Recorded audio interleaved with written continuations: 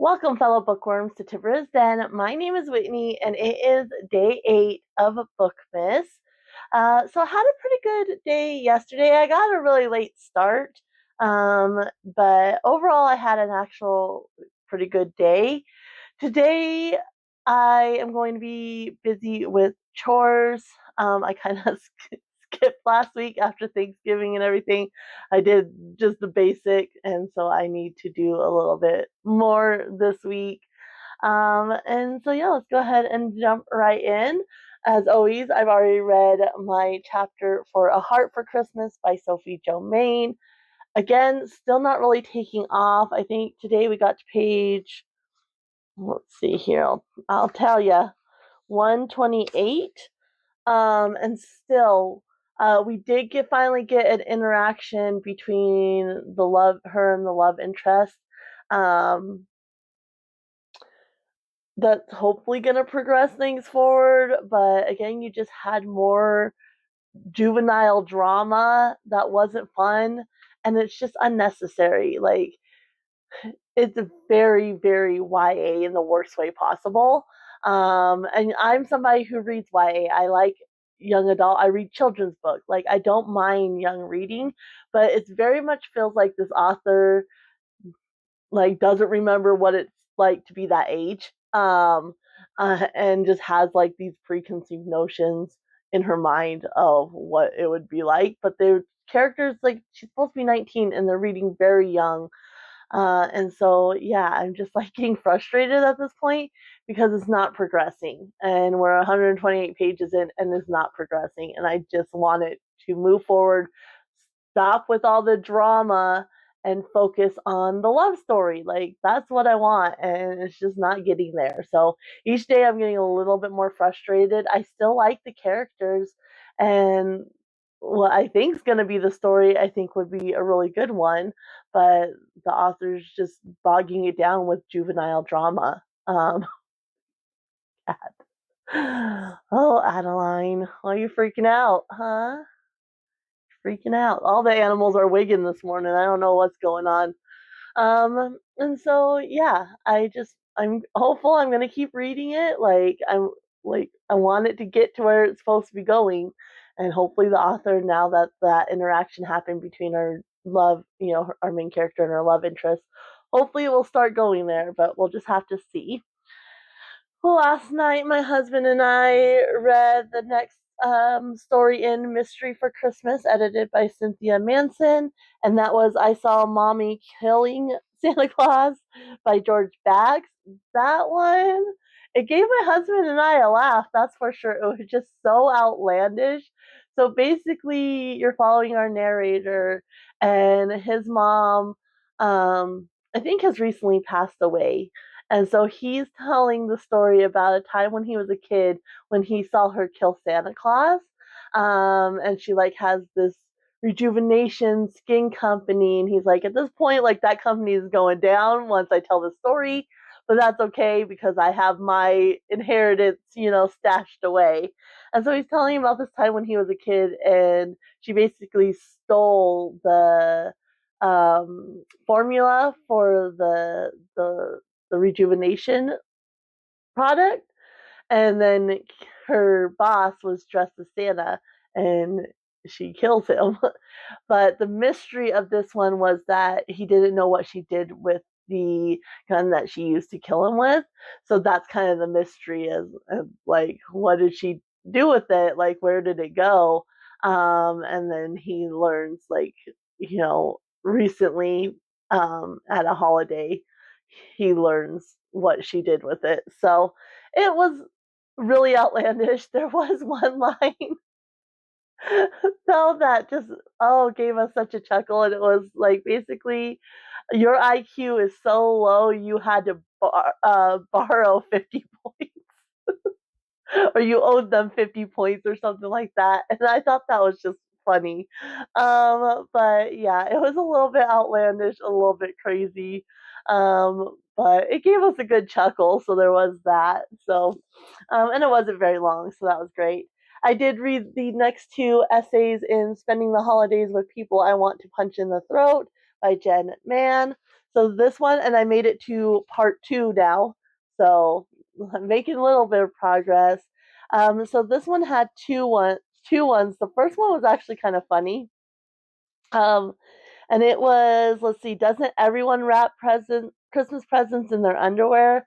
And it was basically about her parents, and on Sunday afternoons they used to go in the bedroom to have alone time together.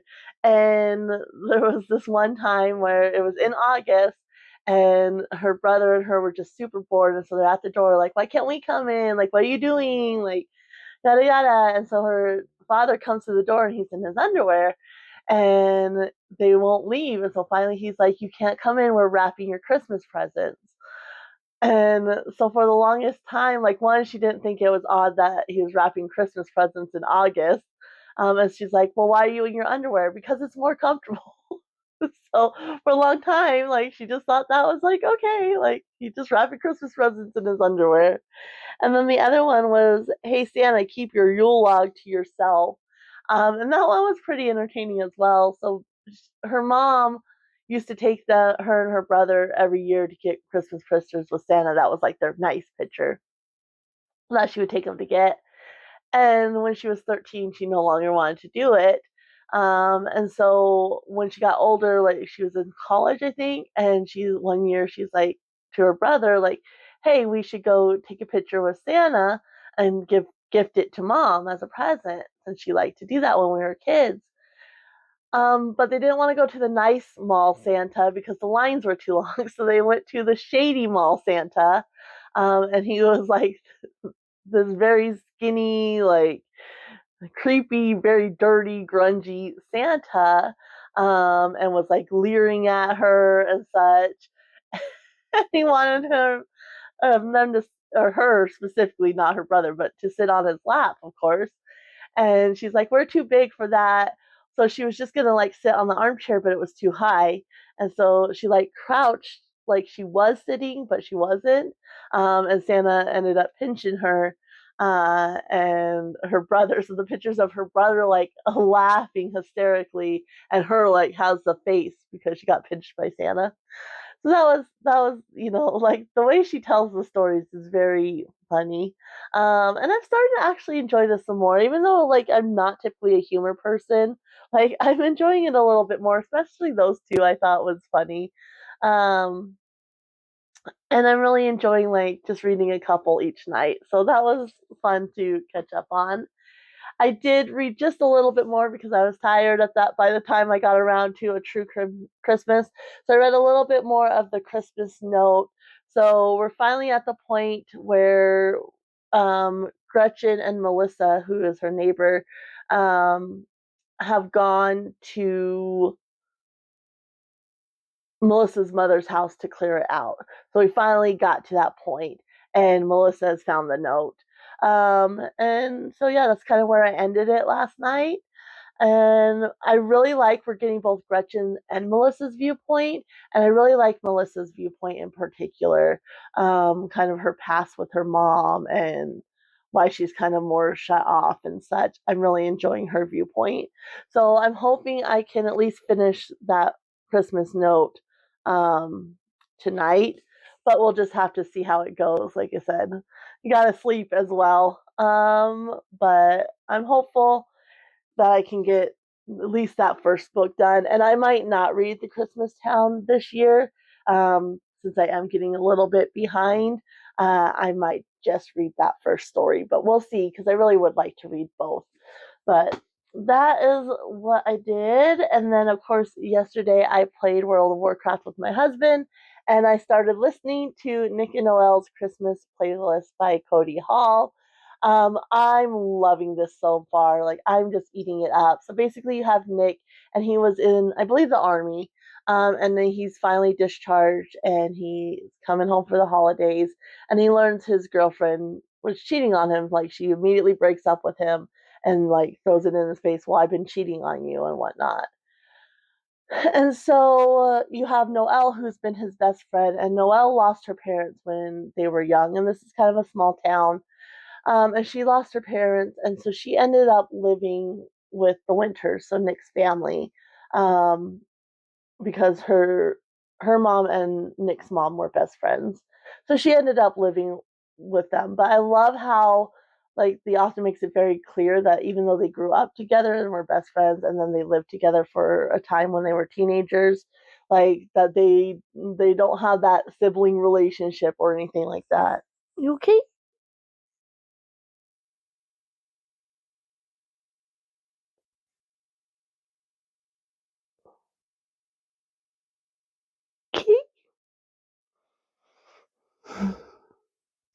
She gets the reverse sneezes in the winter. And so I love that the author put it out there like there was no like sibling type relationship between them. Like, yes, they grew up together because their moms were best friends, they were best friends. And yes, she lived with the family, but like, even though she's part of the family, there's not that type of relationship there. Like, his parents, like, she loves them and they were really there for her, but she has her own parents, you know, and he has his own siblings, you know, and so I really appreciated that because you know that can kind of get to a taboo area. Um, and so yeah, so they're out, and of course his ex comes in with her new man, and Noelle, because of the loss of her parents, never wants kids or marriage or anything like that. And so she just basically she'll have a casual relationships, and her casual relationship starts dating somebody without even telling her. Messed up. And so anyway, they end up kissing because like of the situation with their exes, basically. And so yeah, that's kind of where we're at. Is now Nick is like, well, what if we fake date? You know, we would need to be honest with my family, but what if we fake date for the rest of the town and our exes and such? So that's kind of where we left it. Noelle's not sure about that. And they're both like think reflecting on the kiss and how much they enjoyed it. And they realize like something's a little bit different between them now. So I'm loving this. I like both narrators for this. This is going to be my main focus today, because I can listen to it while I do chores. So I have like almost 7 hours left. And so I'm planning on doing chores and then probably doing something else where I can just listen to this. So this is going to be my main focus. I want to finish this up today while I do chores and other things that do as much that requires listening and not eyeball reading as possible, so I can wrap this up today and catch up on things around the house. And then, of course, tonight my husband and I will read the next section of Christmas Eve Love Story by Ginny Baird. And I'm just hoping like this next section is a little bit better, a little bit more smoothed out now that she's accepted that this Groundhog Day situation is happening. And we see a little bit more progression between her and Braden, I want to say is his name. Yeah, Braden. Hey, I remember the name. And so, yeah, I'm looking forward to tucking back into this, even though it's not my favorite. Um, I am enjoying the vibes because it's very cliche Christmas romance. So I am kind of enjoying the vibes of it. But of course, we need to see what today's book is and what I'll be starting today. Numbers up here again. I know on the green ones you can't really see the numbers, but yeah, this one feels like it could be another contemporary romance. Um, and like I said, I gave my husband, when I gave him the stacks, I had the stack of the Richard Paul Evans book, the stack of the Mary Higgin Clark books, and I had put all the contemporary romance books together so that way he could try to distribute them. But it's the right size again, and it is paperback. So, and I'm sure like there's enough contemporary romance. I'm sure some of them got put together. So we'll just have to see here what it is. Um, so yeah, I'm hoping because, like I said, I want to do chores today, and then my mom's actually coming down on.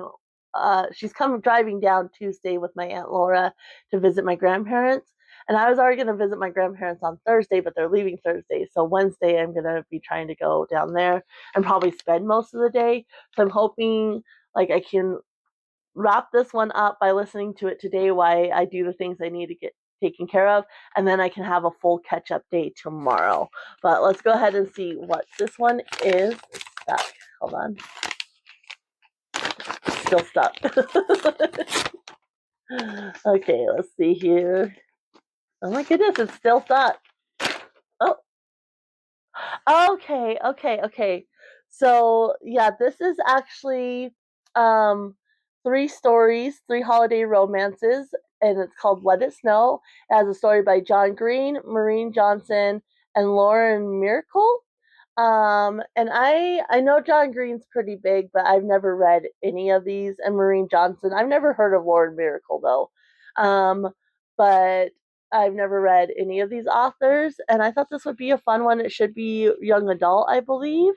Um, and the text is pretty big, and it doesn't actually take up all that much room on the pages, which is odd. So it says an ill-timed storm on Christmas Eve buries the residents of Gracetown under multiple feet of snow and causes quite a bit of chaos.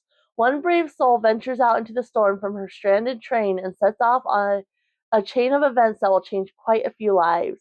Over the next 3 days, one girl takes a risky shortcut with an adorable stranger. 3 friends set out to win a race to the Waffle House and the hash brown spoils, and the fate of a teacup pig falls into the hands of a lovesick barista. A trio of today's best-selling authors, John Green, Maureen Johnson, and Lauren Miracle, brings all the magic of the holidays to life in 3 hilarious and charming interconnected tales of love, romance, and kisses that will steal your breath away. Um, so yeah, I think this is gonna be fun, and I hope I enjoy it. And hopefully, this will be a quick read. Because, like I said, I do think they all write young adult. So you have The Jubilee Express by Maureen Johnson, A Cheertastic Christmas Miracle by John Green, and The Patron Saint of Pigs by Lauren Miracle. And let's see here. And it's just 352 pages. So, and like I said, the text is pretty large, and it's pretty, doesn't take up a lot of space on the pages. So I think this will be a quick read. So yeah, we're getting stacked up again here. Um, I did also read yesterday. I did read, of course, The Butcher's Masquerade, which is the 5th book in the Dungeon Crawler Carl series. I did read that, and I was able to sneak in Wild Women in the Blues, and I actually got to part 2 in that one. I got to page 75, and then it's part 2. So I was really glad to get to that one because, like I said, it's been living in my head. And so I know I should have focused on the Christmas books, but I really wanted to get back into that one. And so I'm definitely not going to be reading that one tonight because there's too much to read for Christmas books. But I'm hoping I can maybe get back into that one this weekend. So again, I've already read my chapter for A Heart for Christmas by Sophie Jomain. My husband and I will be reading the next section uh, uh, in Christmas Eve Love Story by Ginny Baird. And then I'm going to go ahead and set that one down because it's thick. And then these are the books I'm focusing on today. So, of course, again, People I Want to Punch in the Throat by Jen Mann. I'm just reading a couple essays a day, so I'm not worried about that one. I'm hoping to finish Nick and Noel's Christmas playlist by listening to it today and make at least finish The Christmas Note by Donna Van Leer, and then start Let It Snow by John Green, Maureen Johnson, and Lauren Miracle. So that's the stack plus the Advent read. And of course, we'll definitely probably read more of The Butcher's Masquerade tonight. So I better get to it. I got a lot of reading to do. I got lots of chores to do. So I'm gonna go get back to Nick and Noel's because I'm loving that one so far. And I'm gonna get to something I don't love so much, which is the chores. And I will see you guys tomorrow to let you know how I did today.